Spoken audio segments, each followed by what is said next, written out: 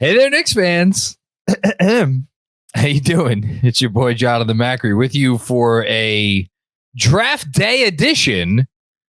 Even though we're recording this, wow, look at that! It's exactly 24 hours before Wemby is going to get taken by the Spurs. Recording this at 8:11 p.m. So on Tuesday. No, tomorrow's a draft. You're right. It's Wednesday. Wow, Jon, never plan another wedding. You'll forget what day it is.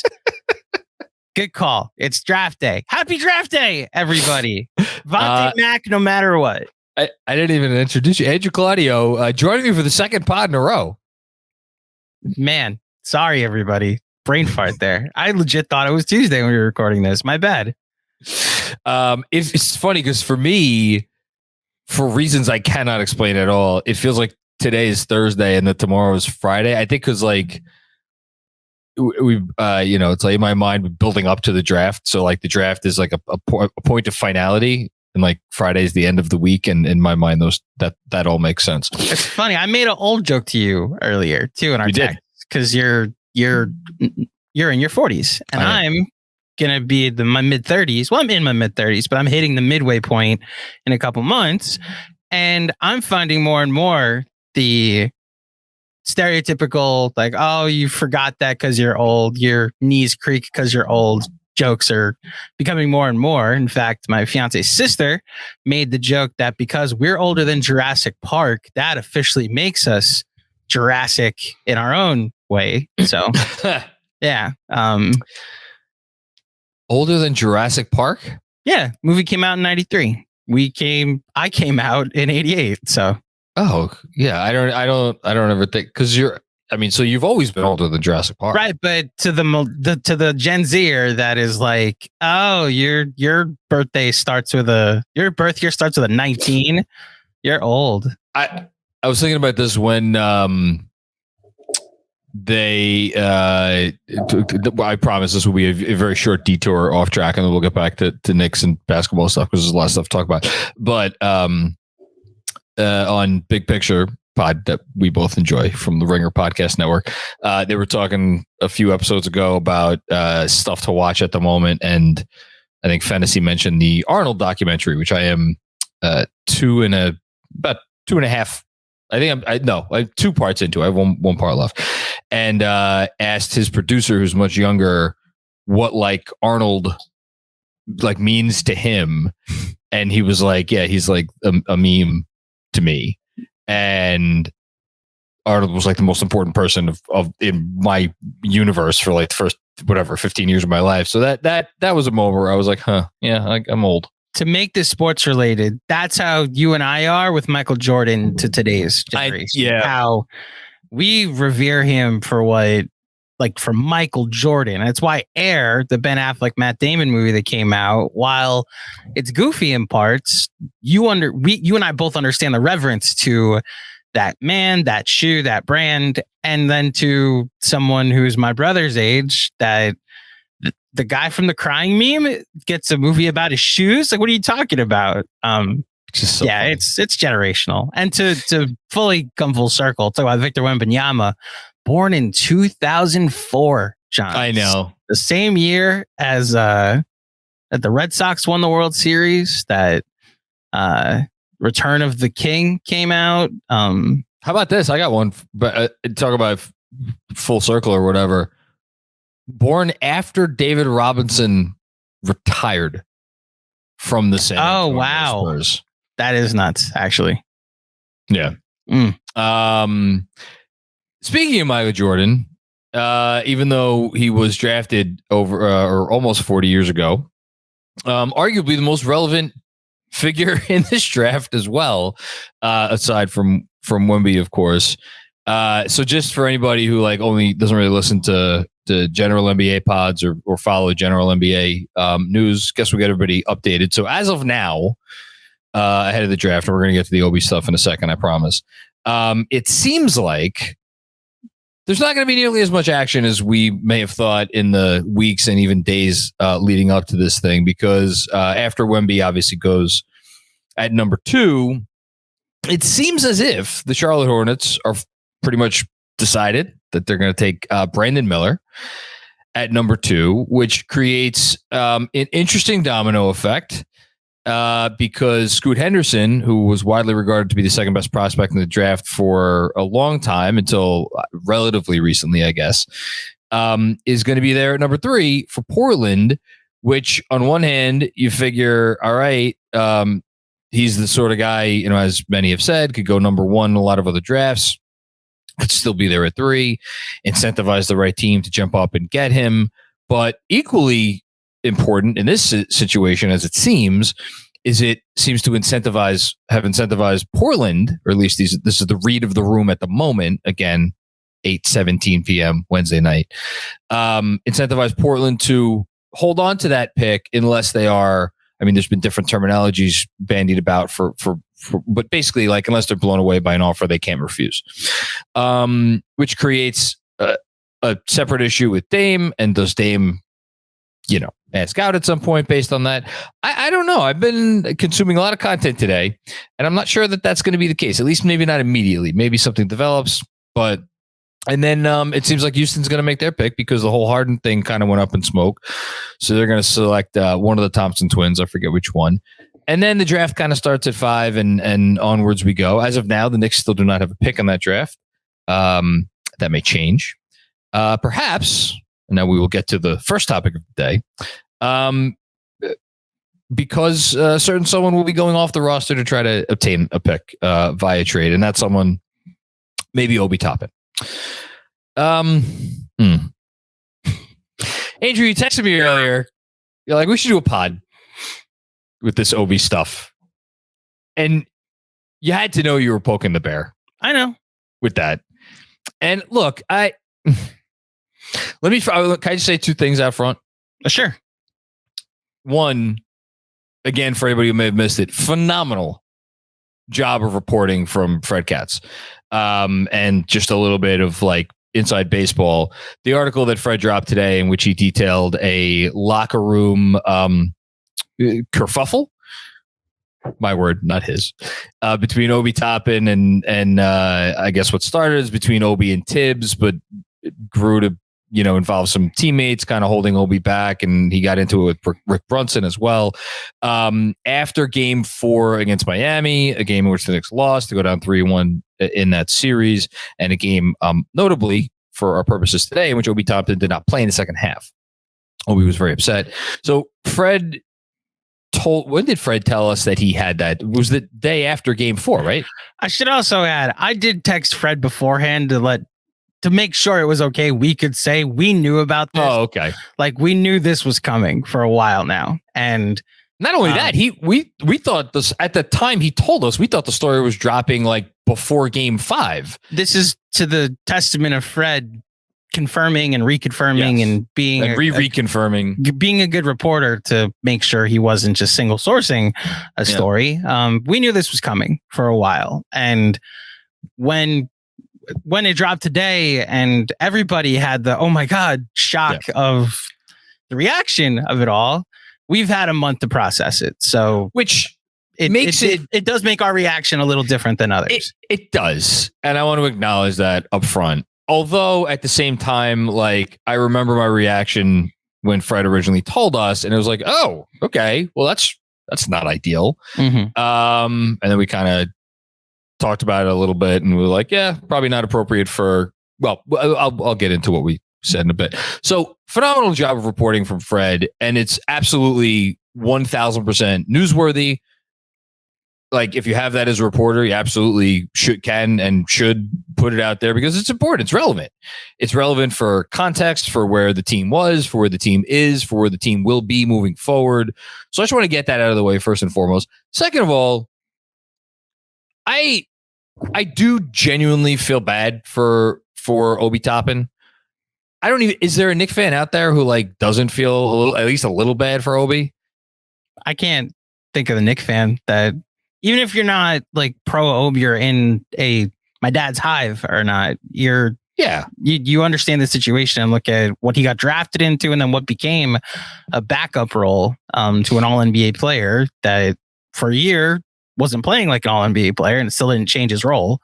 And you have to empathize with what Obi has been drafted into these first 3 years.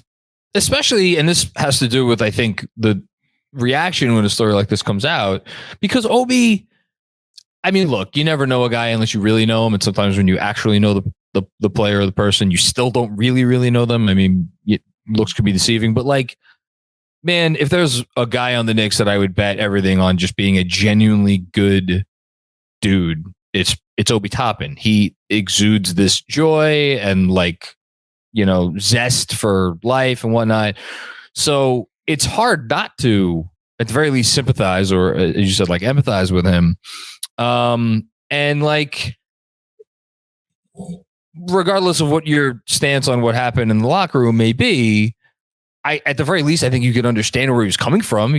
Everybody's been frustrated with their role at a job or in a relationship or whatever at some point in time. So it's like, it's easy to put yourself in those shoes and be like, yeah, he was frustrated and he let that frustration out perhaps at the wrong time. So I want to say that. I want to say those two things up front. And then I'm going to say my take on this, and I'm going to throw it back to you and we could go wherever you want with it. Obi Toppin is a really nice player. And there's a chance that he may become something more than a nice player. In the same article that Fred Katz wrote, he did the same thing he did with Quickly last week, which was talk to executives around the league about possible extension figures. I believe there was somebody that he spoke to that said they would give Obi Toppin a 4-year extension for $60 million. It's a lot of money, especially when the new CBA pay a guy $15 million a year guaranteed for 4 years. It's a good amount of money. That's where it topped out. I believe there was also some executives that he spoke to that would not pay him even $10 million a year. But I think it was 5 executives that he spoke to that wouldn't pay him $10 million a year. Most executives he spoke to, and he spoke to 15 different executives for the story, said they would give Obi Toppin something around mid-level exception money. It's a nice player. And he's a nice player who on this team this year is a 9th man after Josh Hart got there. You could debate about what he was, maybe at other points during the year, but unequivocally, by the time we got to the playoffs, after the starting 5, he was after Emmanuel Quickly, he was after Josh Hart, and I would argue he was after Isaiah Hartenstein because Isaiah Hartenstein closed games sometimes. So Obi Toppin did not. So 9th man in the rotation. And I guess I've just gotten to the point where like, and I never thought anything could beat Frank Ntilikina and the discourse and where that got and how just utterly exhausting it got to the point where by the end of Frank's tenure here, I wasn't incapable of analyzing it from a like, well, should they be giving him more minutes or should they not be giving him more minutes? And should this? I just couldn't even do it anymore because it was just I was drained of all emotion where that player and that situation was concerned. I never thought that could happen again. And now here we are, and it's less time than Frank because it's only been 3 years with Obi. Frank was here for 4 years, right? Yeah. Okay. And I've reached that point, and it's even more so, which is why, like, more than anything that I want to happen in the next 24 hours, and a little bit of it is because I feel bad for Obi, the whole thing, and like a little bit of it has to do with basketball, but the thing I want to happen is just for the Knicks to trade Obi Toppin. And by far the biggest reason for that is just because I do not want to spend another solitary second talking about this player in the context of I was scrolling Twitter. Last thing I'll say, and I was, because I scroll Twitter a lot during this week because I want to see is like there's something that maybe NBA Central didn't catch, or maybe Keith Smith, great follow this time of year, didn't retweet, or Evan Siddery didn't retweet. Seeing whatever. So whatever I could glean about what's going on either. And I see at the top there's a Twitter Spaces. What the hell was the name of it? Something to the effect of like the OB leaked audio. That was the subject of the Twitter, because there was a leaked audio of this of this locker room kerfuffle in which Obi is apparently saying some things. And there were like over 100 people in there that I saw. And I thought to myself, you could give me a $200 gift certificate to a restaurant of my choice in exchange for me listening attentively to that discourse for an hour. And I think I turn it down. I would think I would rather have my hour to just do what I want with, and you can keep the gift certificate. Because it's like, sorry, Dolores. I'll spring for the dinner. Maybe not $200, but we'll, a nice burrito. Like it's just so, I mean, we're talking about a ninth man here. And I know it's possible he could go to another team and blow up, but like, that's where I go back to the actual, like, he was benched in the second half of game 4 against Miami. Mm-hmm. Up until that point in the playoffs, as a player that was shooting 43% from the field, 30% from 3, which I know the whole team couldn't shoot, but like, not like he was shooting it either. And was playing defense that, to put it politely, was, target worthy for the other team. Like, that's the player we're talking about here. Forget about what he could be, the whole thing. This is a playoff game, must-win playoff game, which of course they didn't win, which I guess was part of the issue. But like, and again, everybody in the NBA, all these executives out there, they're all privy to the same tape and the same data, the same advanced metrics. We all know what the advanced metrics say. I know. Obi Toppin, he'd be a 5-time All-Star by now if he was in any other city. I get it. That's not what they say.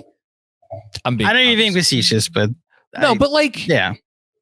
And everybody has access to all of that. Guys who do this for a living have access to all of that. And yet they think, okay, this is a player who's worth roughly the mid-level exception. Like, that's the player we're talking about. It's a nice player. But the amount of energy that has, and again, I understand it's complicated, and I understand it has to do with the fact that the two guys who are responsible for Obi not getting more minutes are perhaps the two most disliked figures associated with this team, in Tom Thibodeau and Julius Randle. And we could get into a whole discussion about the fact that, like, 2-time All-Star coach took the teams to the playoffs twice in 3 years. Interesting that for a franchise that's been a clown show for 20 years, that those are the two most disliked players. But I digress. So I just, like, I'm tired of it. I'm done. It's over. I fully expect him to be traded in the next 24 hours.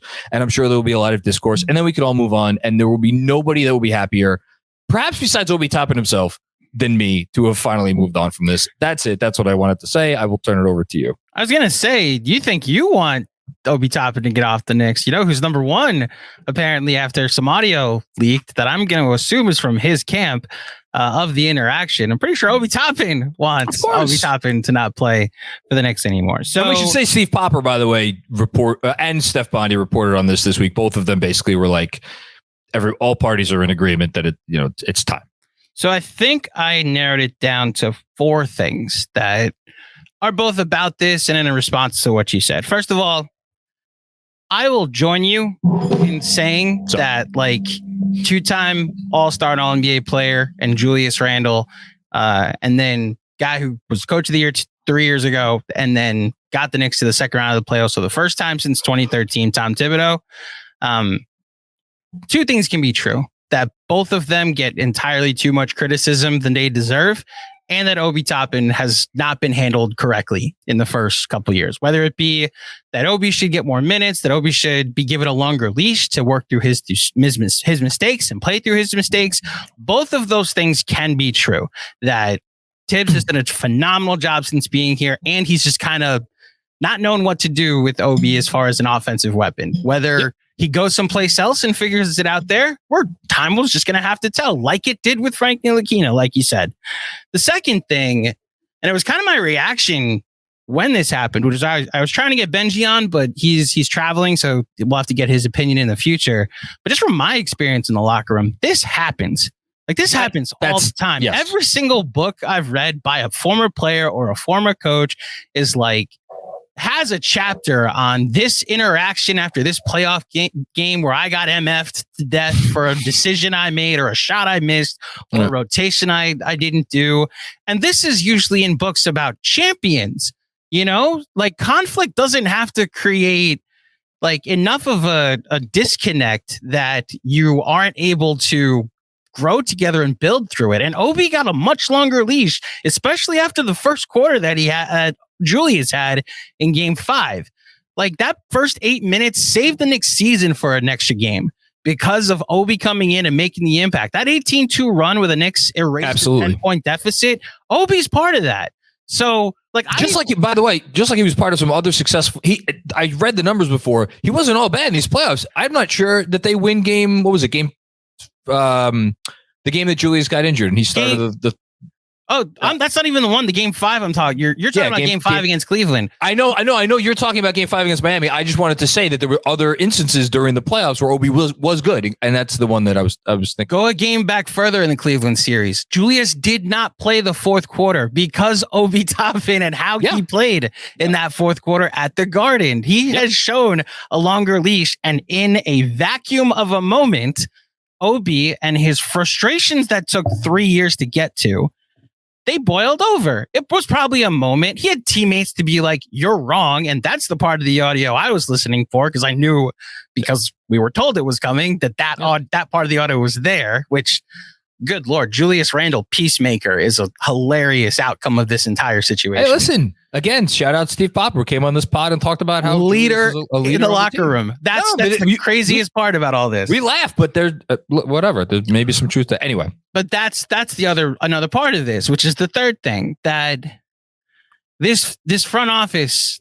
has shown that they don't care what's going on in Twitter Spaces. They don't care what's going on the podcasts or on the very select portion of the fan base that spends their days arguing on Twitter. They have a specific reason for why they do things, and it's why the Obi of it all, him being CAA, him being drafted here, I thought to replace Julius Randle, where you've pointed to the did they.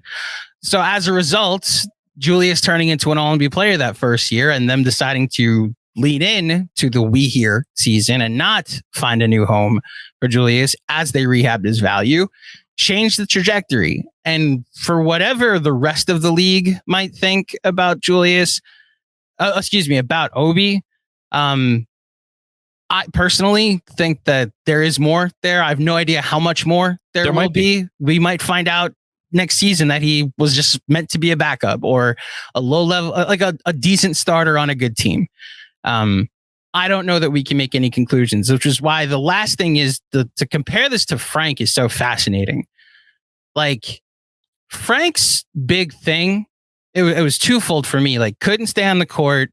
And when you played him, there was clearly an impact defensively, but such a negative impact offensively that you never really got to see like what he could do if put on a team where he needed to contribute. And like when he got here, when Tibbs got here, you thought, all right, if anyone's going to find a way to use him, it's Tibbs. And Tibbs in some 11th man roles found ways to use him, but it was mostly as a 3-point shooter because he wasn't a point guard. He wasn't a guy that can distribute or be a ball handler. He turned him into a 3-and-D guy. And in moments he was fine, but you know, he turned to Reggie Bullock, he turned to Alec Burks, he turned to other more dependable pieces. And then when he got to Dallas, it was the exact same thing. And everybody took a victory lap when he had 6 points in 2 playoff games because they were winning by 30 points in both of them. And it was like, oh, look, we're justified. The Frank Ntilikina minutes and it's why the Frank to Obi situation is comparable though, because I'm not sure that it'll turn out the same way for Frank as it did for Obi, where Frank was getting DMPs all through last year when literally anything could have helped the Dallas situation. But let me finish. Yeah. And then with Obi, on the other hand, I actually do think that he could start for a couple teams. I don't know how good those teams will be, but it's the defensive end that we have concerns. But I do think there's an untapped offensive ceiling that is impactful and would be good. And I just think it's fascinating that the same argument is curious. That is like with Frank, it was, well, he was never given a leash. He was mishandled by the Knicks, and we won't know until he gets to his next team. And that's kind of the same argument with Obi, that we don't know if it's that the Knicks didn't know how to handle him. He was misused while he was here. And then his next team will prove whether they can do something different with Obi Toppin. Yeah, all of that. Great stuff. Couple things.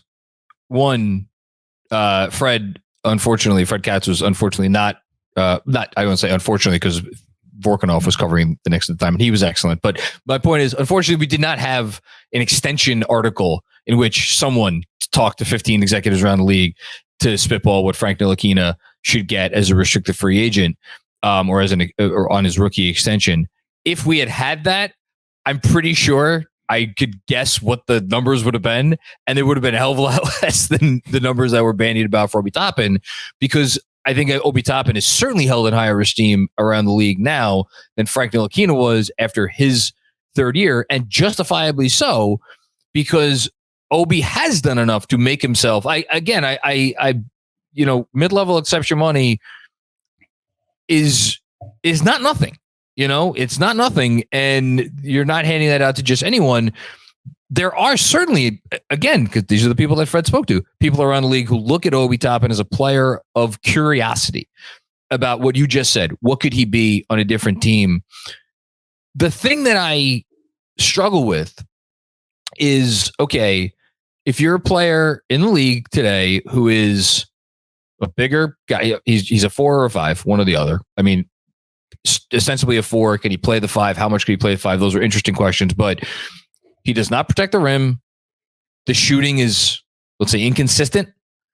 The defense is, I think, inconsistent. Also inconsistent, yes. To put it kindly. So right there, defensively, there's not really rim protection. The shooting's inconsistent. The general defense, perimeter defense, off-ball defense, inconsistent. Those 3 things alone means that like you are probably topping out at mid-level money, maybe a little bit more if you find a very, very unique situation. What's interesting about Obi and why I think the discourse has been so interesting is like, what is the biggest difference between Obi Toppin and Julius Randle? Julius Randle commands attention when he has the ball. Obi Toppin does not. And the reason for that is because if you give Julius Randle the ball, he could do something with it that is going to punish teams. Obi can punish teams also, but he does it in a way in which it is more within the system, in which he's playing off of other teammates, whether it's in transition or whether it's, playing 5 out or whatever the case may be. And how do I put this? I think Knicks, any fans, not just Knicks fans, any fans of any NBA team have the easiest relationship between fan and player to get frayed is that of between fans and a player who commands the ball and does his work with the ball and derives most of his value with the ball. Because if that player is like anything less than perfect, they're going to catch a lot of shit. If they don't play defense all the time, they're going to catch a lot of shit. If they're inconsistent shooting, they're going to catch a lot of shit. And it's not just Julius Randle. It's players around the league who are this sort of player. And then the flip side of that coin is Obi Toppin, where, again, the most valuable NBA, and there's nobody disputing the most valuable NBA skill is, can you create something with the ball? Can you generate offense out of nothing? He doesn't have that skill. Julius Randle does. But in the absence of that skill, there is this appeal because it is like, well, if Obi's going to do well, he's going to do well as a cog. He's not going to have to, the offense doesn't have to bend to stop and wait for him to do his jab steps and this and that. And like, there's a value conversation here, but there's also an aesthetics conversation here. And Obi Toppin's delightful to watch play basketball because there's no jab steps. There's no turnover or not as many turnovers as Julius, but like, I think those two things, like those two signals get crossed, and it's created this world where there are a lot of people out there who genuinely believe that the Knicks would just be a better basketball team if they shipped Julius Randle to the moon and gave Obi Toppin all of his minutes, which like, I'm not sure I see that basis in reality, but who knows? I mean, God knows I've been wrong about things before. And that's what I think it is most interesting to me when you're talking about Obi Toppin, the player.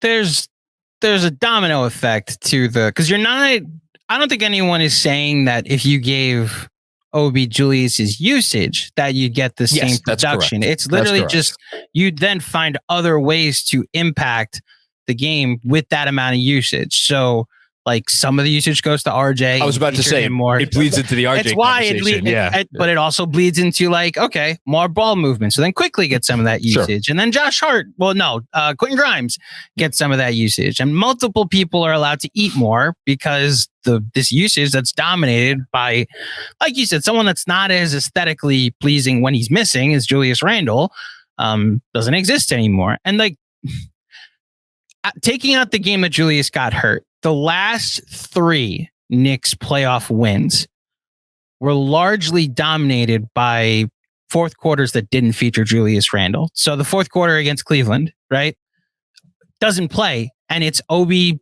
hitting a big 3. Getting a big offensive rebound. Like, Obi had a bunch of rebounds in that fourth quarter, which was my biggest takeaway. That it wasn't that like the LA Fitness week where he was scoring 30 points a game.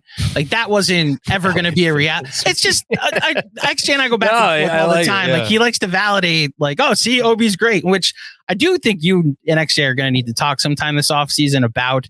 On a pod. Like, we got to set that up because he's like very pro Obi, and I want to set that up. But like we were joking around that he's like, see, like what Obi could have been all year. It's like, dude, Kevin Knox just had 35. Like, Theo Pinson just had a triple double. This is not real. But what is real is Obi getting his confidence back. And then you go to game 4 against Cleveland, and he's impacting the game by his rebounding. And it's like, this is what I think Tibbs has been waiting for. Then you go to the fourth quarter against Miami in game 2. Julius Randle did not take a shot attempt. He was a connector that entire fourth quarter. Then you go to the fourth quarter against the Heat in game 5, when the Knicks held on for dear life. Julius took 1 shot attempt, and it was the offensive rebound off of a free throw miss to seal the game at the end. Like, that's what people see Obi could potentially be. It's impacting the game without shooting the ball. And hold on, though. One pushback to what you said about Julius's commanding attention on the ball. You're right. Obi doesn't do that. He does command attention off the ball. There, you will see when you watch the film, the rotations that teams do. They're like, oh, watch for Obi. We have to watch for the lob. And it leads to other passing lanes being open. Guys have to watch for him leaking out. Sure. Which I think led to him being benched, to be honest. Well, because he was leaking out so much, Haywood Highsmith would have wide open layups, and that would be an offensive rebound. And there's other stuff too, which is like, look, Julius is not, God knows, Julius is not perfect. Julius leaves a lot to be desired.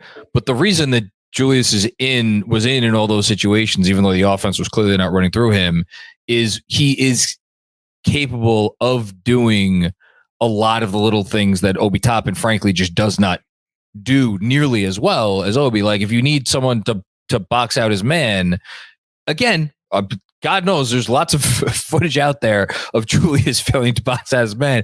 But like in a fourth quarter of a tight game, like, give Julius his credit. He is able to lock in. And when he locks in, he's good at that stuff, you know, even defensively. Like, he's just like, if you need a big defensive possession, you're going to trust Julius. I mean, talk about choosing between two not ideal options, but you're going to trust Julius Randle probably more than Obi Toppin. At least I would.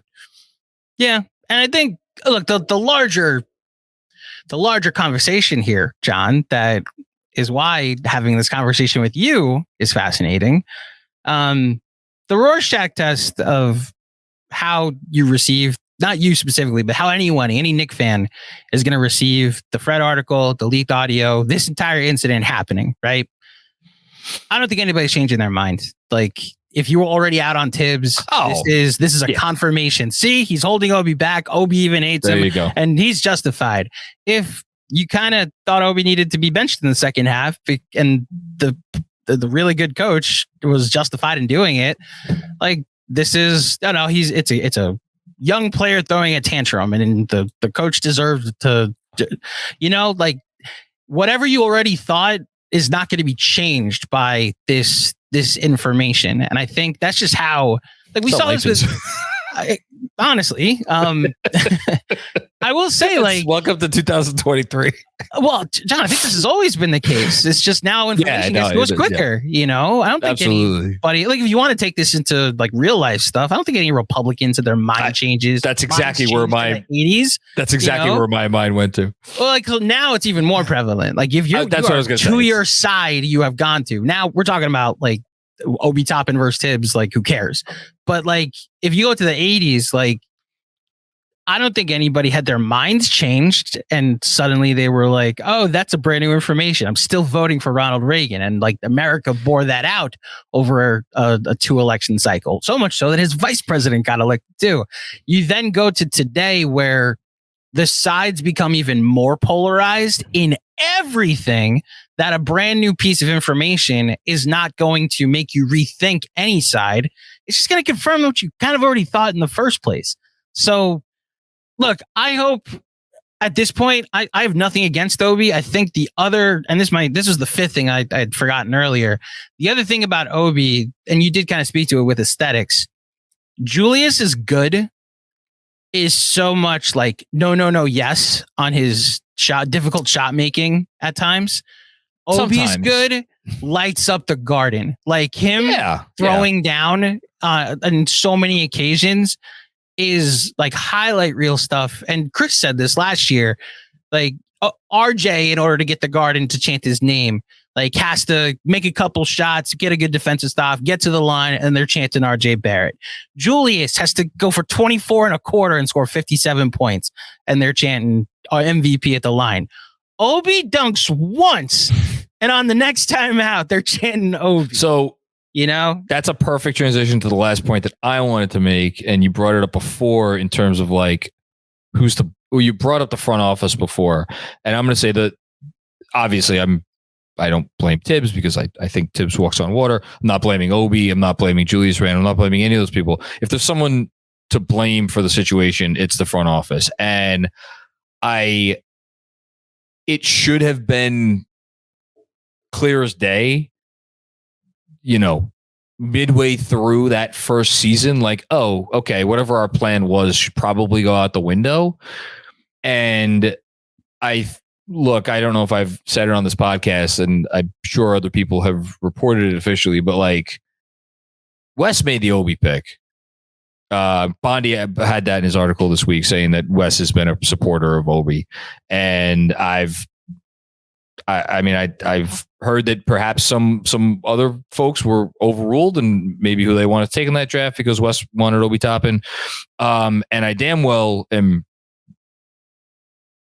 sure as I could be that the reason that Obi Toppin is still on this team is because of Worldwide Wes, and because he cannot let go of this notion that like Obi Toppin is from Brooklyn, the whole thing is destined to succeed here. And I wonder, hearing you say that, I wonder how much of that stance has been influenced by the fact that the Garden lights up when he does, what he does. And the reality of the situation is we've gotten to this point now where, because the front office did not handle their business in a more mature fashion, before this, they're going to be left settling for, I don't know what they could get for Obi right now. I'm assuming I think they will probably be able to get a late first for him. I hope, but if they don't get a pick in this draft for him, like, what are they going to just go into the season with him as a impending restricted free agent? I mean, they could, sure, but like, man, it seems like the ship has sailed. That's all. Yeah, I mean, I'm always going to go back to this when it comes to discussing behind the stuff, but it's not behind the scenes stuff that I don't necessarily have all the information on. Just the CAA of it all is always going to be like, that's why he might still be around, because all of his people are also the Knicks people at the moment. There may be an Obi side that for most of the season was like, yeah, this sucks, this lack of playing time, but we're making a playoff run. I'm in the city I grew up in. I'm playing for the team I grew up wanting to play for. And, maybe we'll handle everything else in the off season. And look, maybe Wes was like, I want to, like, it has been confirmed Wes made the pick, but at the deadline, I'm saying maybe Wes was like, we want to hold on to Obi, even if we're not getting like there's a decent deal out there to trade him. But as we just went through, they don't get to 6 games against the Heat if he's not on the team. They needed him in that Cavs series. They needed him at moments. Like, he did have a poor series against the Heat, but like, he made a bunch of threes in game 1, and we were like, all right, this is a decent fill-in spot. But like, I'm not saying like a lot went wrong throughout the playoffs, so I'm not blaming Obi, but I thought he made an impact that was positive in the Cavs series enough for me to justify keeping him at the trade deadline. If you're a play, I completely agree. And I said it I remember on the trade deadline show, and I was like, if all you could get for him is a couple of second round picks, you don't trade him now. You don't need to trade him now because whatever you get from now is going to be available at the summertime. And by the way, when I reference like they let it get to this point, I'm not talking about they should have traded him this past trade deadline. Right. I'm talking about there was a time well before where you had to pick a road between these two. Look, that's what I was reacting to, by the way. That if there was a point previous, it was when you and I were saying 2 seasons ago after the Julius first All-NBA season, okay, trade Obi for Colin Sexton, because if it's like you want to give him a chance to have a leash, go someplace else where the team doesn't really plan on winning right now. Little did we know that could end up being the Knicks against the Cavs 2 years later. Welcome home, Obi Toppin.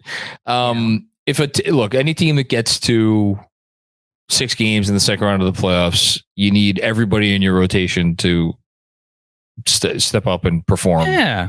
Especially when you don't have the top end talent that maybe some other teams do. And Obi contributed as much as anybody, because frankly, no other than Jalen Brunson nobody was very good throughout the entire playoffs. So, all right, that took it's funny. It took a lot longer than I thought it was going to be.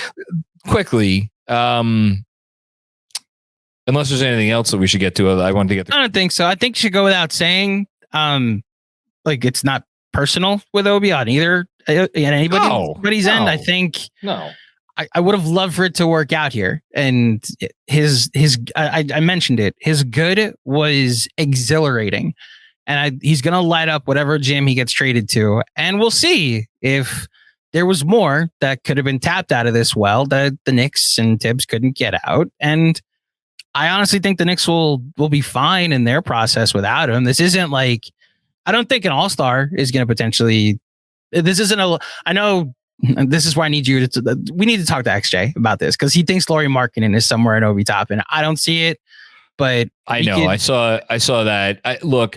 This is solely going by the 1-to-1 comp that what Lauri Markkanen was his 1 year in Cleveland, that with more usage is what you saw in Utah. And I'm not 100% sure that's there, but not going to rule it out. We'll see what happens when he goes to his next team. I'm just wondering, like you said, you're not sure if he's going to start next year. Like where's the team that's starting Obi Toppin? Well, it's funny. Season? This might actually be a perfect transition. There's one team in Washington that's just exactly trading everybody that might need room for a starting power forward that you buy low and you trade. You buy low and then you see just what a lot of Obi Toppin usage can lead to. Even if it doesn't lead to a lot of wins, maybe it can lead to a lot of production.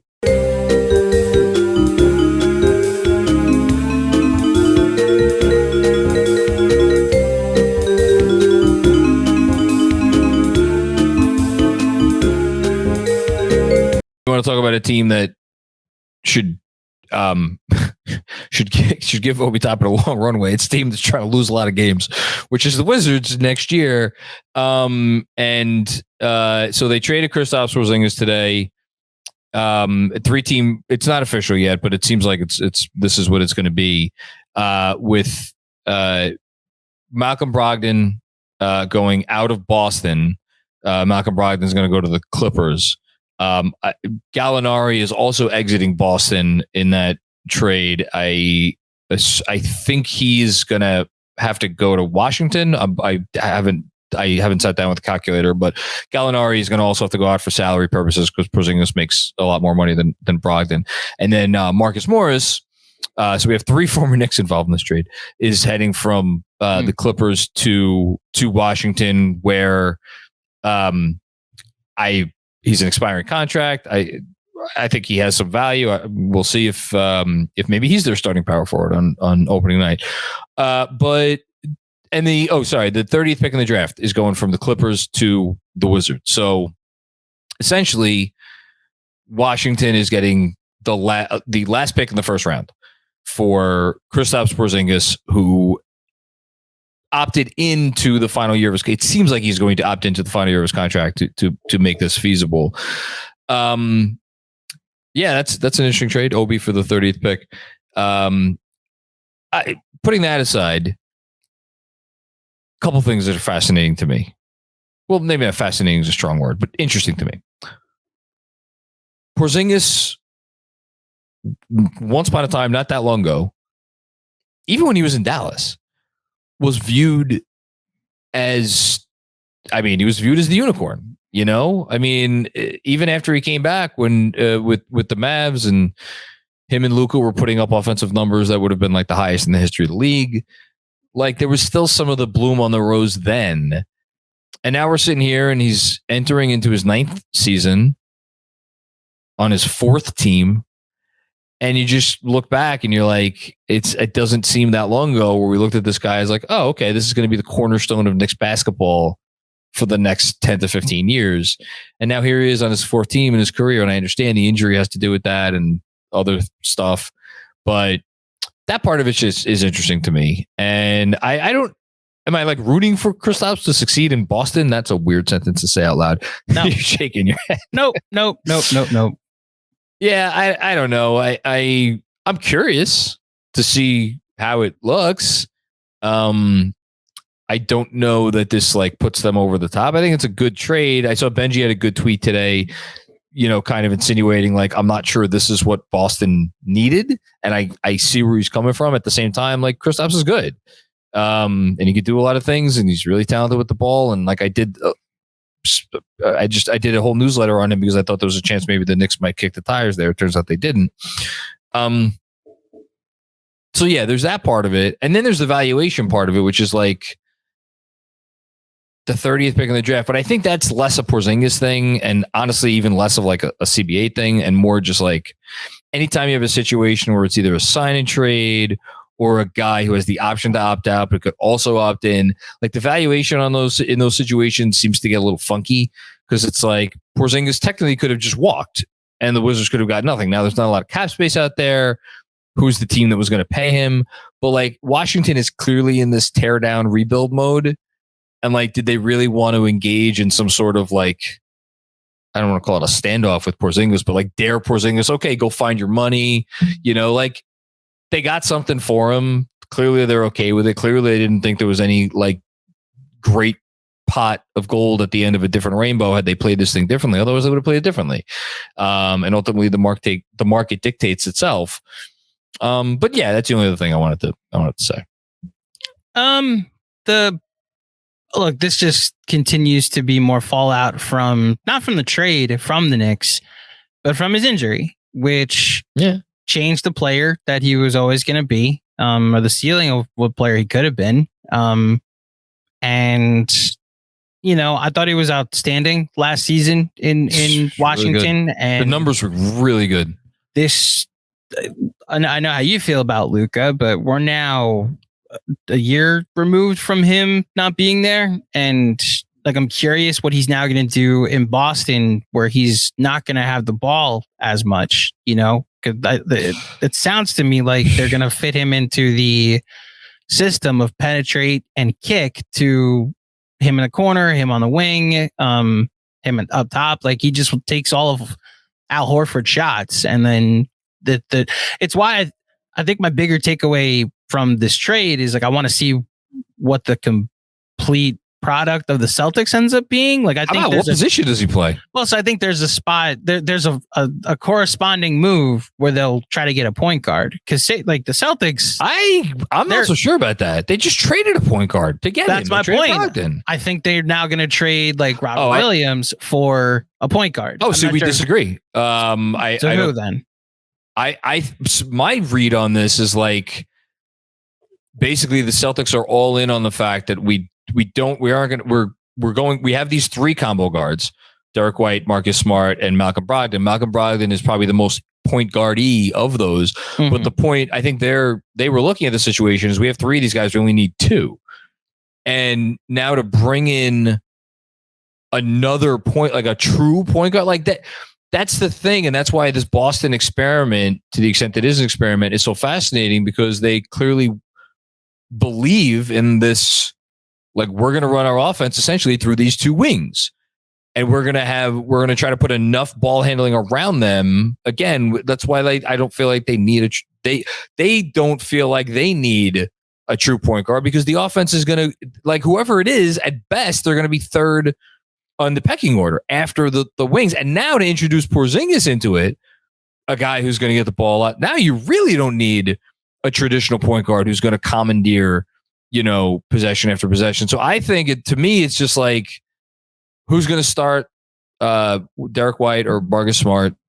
You're going to have the two wings, and then is it going to be KP and Hartford? Is it going to be KP and Robert Williams? Is it going to be, well, I guess it would be one of those two options. Do they trade Robert Williams? I don't know. I think they're going to trade one of the three bigs because I think Horford makes sense for them. Well, Williams is gone. Right. That's been, I mean, not officially, but it's been reported by people who cover Boston that you're talking Grant Williams or Grant Robert Williams. Williams? Grant Williams. Grant Williams this is essentially it for him. He's not going to be on the team. But those lineups where they like to go to Grant Williams at the 5 now will just be Porzingis or Horford. That's done. That's now going to be, with the Grant Williams will no longer be there. So it makes sense because they were playing Al Horford like 30, 35 minutes in the playoffs, and he's not that player anymore. He could probably play 20, which is why if you play Porzingis in the right rotations, you could get away with that and play him 30 and then play some minutes with him and Horford together with the 4 and 5. You can make it work. The biggest issue with the Celtics, or my thought for them was like, you turn the ball over entirely too much. It's been their issue the last like 2 playoff runs. And part of that is you still don't have a true point guard out there. Part of the reason that they turned the ball over so much in the Miami series was because Malcolm Brogdon was hurt, which is probably the other side of this that I made a joke about today on Twitter. But like, man, if the reason that you're more likely to give up Brogdon in a trade is because of durability, and the trade is for Kristaps Porzingis, I mean, I'm not so sure that you can like count on him to play in your most important games of the season as well. I know that's a good point. I mean, like, is Porzingis a 16 game player, so to speak? We'll find out because Boston's going to be good again, and he's going to get a chance to be a 16 game player. But it's like twofold. I'm not saying he couldn't potentially be a quote unquote. I know you're saying. I'm not sure he's going to be available for the 16 games. He might be a good playoff performer for the 12 or 6 or whatever that he's available for. Well, look, by all indications, and again, I'm leaning on Ian Begley for this because he's been pretty consistent. Maybe not outright saying it, but what Ian thinks, and what Ian is getting is rock solid. He's been unequivocal that the Knicks were not kicking the tires on Porzingis this summer. And I think a big part of that is they just want to move forward with Mitch. Now, might there be another center that could become available via trade that could change that thinking? Perhaps. But barring that, I think, I don't think they ever looked at Porzingis and was like, that's the upgrade that we need, which is interesting that Boston did, so, we'll see how it works. Brogdon now goes to the Clippers. I don't know there was some Paul George smoke floating around, which was an interesting discussion that we had on the Substack chat about whether and what the Knicks should give up to get in the Paul George sweepstakes. Should one start? Seems like the Clippers are just going to roll with this team again. Perhaps we'll see though. Yeah, and then Washington's tanking. I don't know if there's anything else to say about that. I thought Bill Simmons made the best point about Washington that like this should have been last year. Like you should have been 4 years, 3 years ago, whatever. But specifically last year, when you had the chance to trade Bradley Beal, you had the chance to find a home for Porzingis at this deadline. Mm-hmm. You'd have been all in on a tank in a year where you could have been the Blazers and just tanked from January on and potentially ended up with the 3 pick. And instead, they settled on this middling 36, 37 win team. And it got them the 8th pick. And now they're getting Bradley Beal, a franchise cornerstone that a lot of fans down there love, for nothing in a trade. And now you're trading Porzingis at decent value, and you're getting what back? Like, you mean decent value? He's at theoretically, like he's raised his value. Clearly teams want him. This could potentially be a market for him, but you're not like, imagine last offseason if you decided to pull the plug then, and you're, and you might lose. I mean, depending on who's interested in what he gets, you might lose Kyle Kuzma for nothing. Yeah. Not on last offseason. Imagine if you traded Porzingis at the deadline. Yeah, no, I know what you could have gotten for him. Like if you had torn this down over the last year, which like you don't blame their current regime. It's probably why their old regime got fired. Yeah, no, none of this falls on Michael Winger and Travis Schlenk, and I forget the guy they brought in from I think it's OKC. This doesn't fall on them, and their fans should be dancing in the streets. It's just why, John. Like for all we just spent talking for 40 minutes about how Obi was mismanaged, and specifically in the vacuum of that story, how like the front office / coach / player, just like everything failed, this front office has gotten a lot right. And we can point to Washington as a situation of like it going completely wrong and ending up in like the late lottery as a result, and be happy with at least the direction of the team going forward. What do we always say? Oh, I don't know. Maybe I feel like I always say it. Team building is hard. Mm-hmm. Winning in the NBA is hard, and it's always hard, and it's really hard when you don't nail any of your draft picks in a way that brings you a real star player. And by the way, Washington, they did nail 2 of their draft picks on 2 star players, John Wall and Bradley Beal, and Wall's injury obviously is a big part of why their franchise kind of turned sideways. But yeah, it's really tough, and that's kind of why like I feel the need a lot to not only defend Tibbs, but even though I was his biggest critic last year because of a lot of reasons, defend Randle. Like, is it perfect? No. Is it pretty? No. Is it frustrating? Yes. But like behind those 2 guys, this team has done pretty well over the course of a 3-year sample size. And yes, to your point, the front office, have they gotten everything right? No, they haven't gotten everything right. They've gotten a lot right. And they've certainly gotten a lot more right than wrong. And it's big. It's another big summer for them. Last thing, do you think they're going to make? Do you think they will make a pick in this draft? Yes or no? Yes. Okay. I think Obi Toppin gets traded today.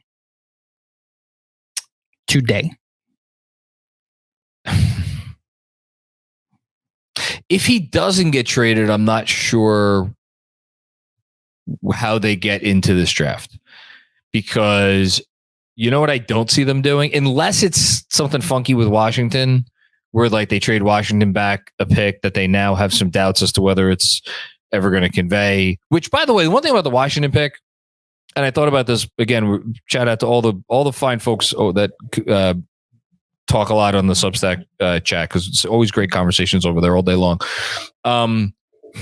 Like the Knicks pick or the Washington pick, that will turn into 2 seconds. It doesn't go away. If it doesn't convert in 3 years when it's top 8 protected, it turns into 2 seconds. So it's not like the pick has no value. And like I think someone brought up the idea of like, well, should the Knicks trade that pick? Forget Obi Toppin, trade that pick to get the 30th pick in the draft. And I was thinking about that. Like, well, if you're Washington, like, what would you rather have? The 30th pick in this draft, or at worst, 2 of your own second round picks? And I forget what the years are, 26 and 27 or 27 and 28 or something like that. Like, I don't know. Again, Washington may stink. They may still be one of the worst teams in the league by then. So it's like kick the can down the road. I don't know. So maybe that's the way they get into the draft. But I agree with you. It's most likely to me that they trade Obi and that's how they get into the draft. We'll see. Yep. All right. This has been fun. Thanks everybody for tuning in. I will be live with Chris Persianen tonight at 8:00. And I'll be there. I'm mostly behind the scenes, updating you all with the picks and whatnot. But we will cover the draft as if the Knicks had a pick, and John and Chris will provide analysis. We may have some surprise guests show up from the KFS faculty, if they will respond to their text messages, and we'll put on an entertaining show as we always do on draft night. I am excited about it. I love the NBA draft. The NBA draft it's not quite like the NBA's Super Bowl, but it is the only day of the year where the entire NBA is involved. Like no matter what, I know the Knicks don't have a pick, but like they're involved. They're going to kick the tires on whatever they're going to kick the tires on. So it'll be fun. We'll see everybody then. Until then, take care and peace out.